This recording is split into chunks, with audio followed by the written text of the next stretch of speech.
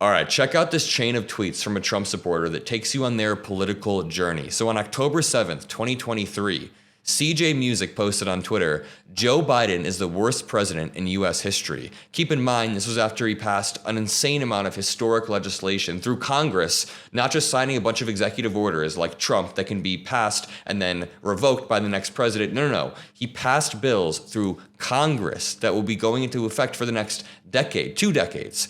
And then on July 6th of 2024, CJ Music doubles down and says, "It would appear that in light of Biden failing and floundering, the Dems sent their minions out to foment panic about Project 2025.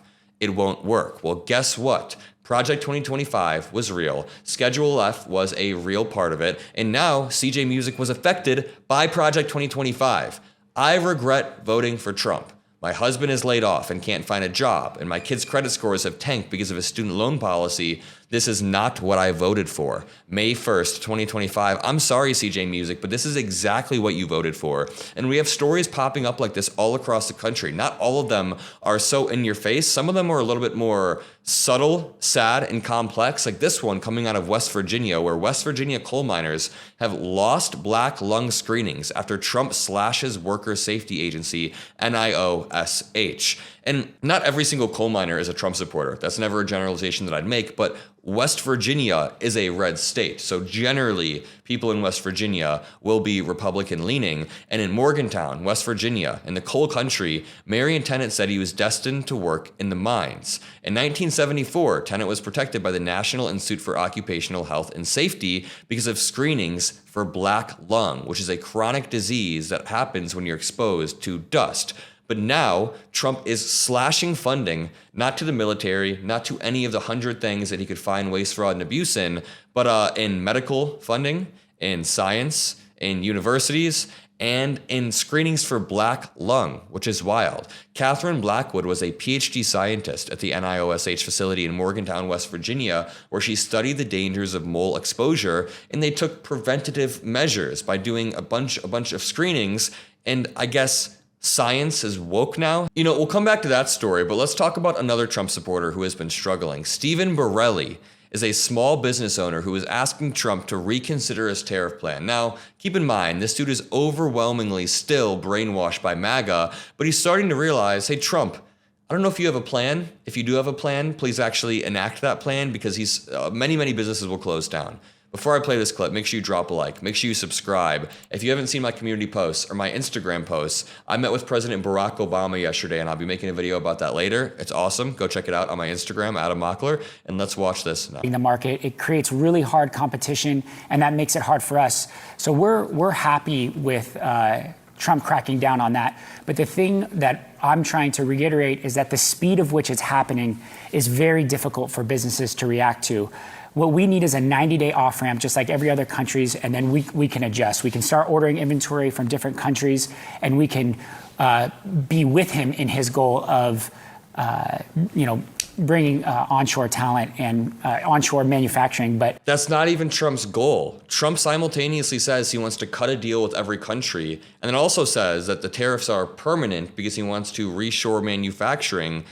Any deal that you cut with a country is necessarily going to undermine your domestic manufacturing. So right now, the speed of which he's doing it is making it very difficult, and a lot of businesses won't make it 90 days if this continues. President Trump, as a longtime supporter of your mission and to make America great again, I want to be a part of that with you. But e-commerce companies all across the United States, we need more time. Give us a 90-day off-ramp to get off of our China goods and just tell us the plan. If you tell us the plan, we can operate and we can know what to do. The hard part about everything that's happening right now is we're trying to manage our business from day to day, and that's very difficult. And a lot of small businesses, they don't have the cash flow to get through a 90-day negotiation, and it's going to devastate a lot of businesses like cuts. You know, I'm in a group chat with $1 billion worth of small businesses, and there's several in there that are telling me, hey, Stephen, 30 days or 60 days, we might not be able to make it. There's been too many adjustments to the supply chain that are just being really devastating on our business. 145% is essentially an embargo, and by cutting off our... Okay, this guy's getting desperate by the end of this. By the beginning, he was like, Trump, we still understand your plan. By the end of it, he's like, this is bad. This is basically just a complete embargo. And again, people all across the country are feeling the adverse effects of the Trump presidency. Even beyond the trade wars that he started, isolating all of our allies and pissing off the world, at home, people's day-to-day lives are affected. When Trump places tariffs on all goods, 10% tariffs on all goods except coming from Russia and North Korea, not specific tariffs, but blanket tariffs on all goods, that hurts working class families. The average working class family in America does not have $500 for an emergency, nevertheless $2,000 to pay insane tariffs because of Trump's ego. I mean, even the war in Ukraine, he promised to end that on day one. It did not end on day one. Actually, he's given more and more land to Vladimir Putin. Any Trump supporter who thought that Trump was going to negotiate the deal got backstabbed. Even check this out. I thought this was a really interesting post.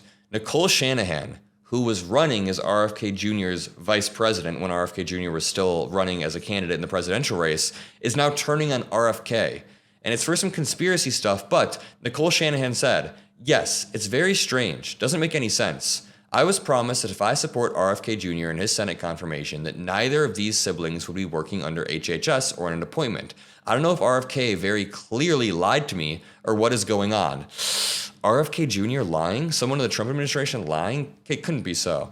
It has been clear in recent conversations that he is reporting to someone regularly who is controlling his decisions, and it isn't President Trump. With regards to the siblings, there is something very artificial and aggressive about them, almost like they were bred and raised Manchurian assets. Nicole Shanahan, please never change. But this all loops me back to the West Virginia coal miners, who again, I'm not going to generalize as Trump supporters, but a lot of Trump supporters do live in West Virginia. They're now saying they feel backstabbed. Quote, I'm angry that we are just being cast aside. When asked about the cuts to the programs, a Health and Human Services spokesperson said, quote, the department remains focused on cutting wasteful bureaucracy and eliminating duplicative administrative roles. But Blackwood says, quote, the work being done at NIOSH was not wasteful. It was not duplicative. It was not redundant. The research that was being done at NIOSH was being done nowhere else in the country. West Virginia isn't only coal country. It's Trump country. He won the state in 2024 with 70% of the vote. Tennant, now retired, says he didn't vote for former President Vice Kamala Harris or Mr. Trump. Quote, he's looking at the coal-fired power plants, but he's also doing away with NIOSH. That helps the safety of coal miners, Tennant said. The budget was about $363 million in 2023, the same year that job injuries and illnesses cost Americans around $176 billion. Wow.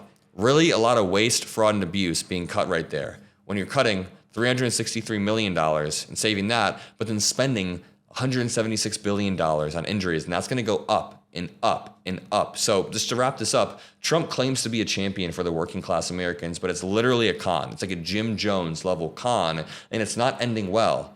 He brags about fighting for coal miners, and then the next breath cuts the very agency that protects their lungs. He brags about saving the economy, then in the next breath nukes the economy with more and more tariffs. So it's insane. Life-saving help will be now gone. And if you ever worked at a mine or know anyone who has, it's not even about politics. There are many, many jobs that are brutal on your body day in and day out. There are people who in their late 30s feel the adverse effects of a job they worked into their late 20s. And if you're a coal miner, you're just hoping that your body makes it intact because you're breathing in coal dust day after day after day. And without those screenings, you might not realize the damage that was done. I'll leave it at that. Drop a like, subscribe to help boost the message. I love you all. See you in the next video. Peace out.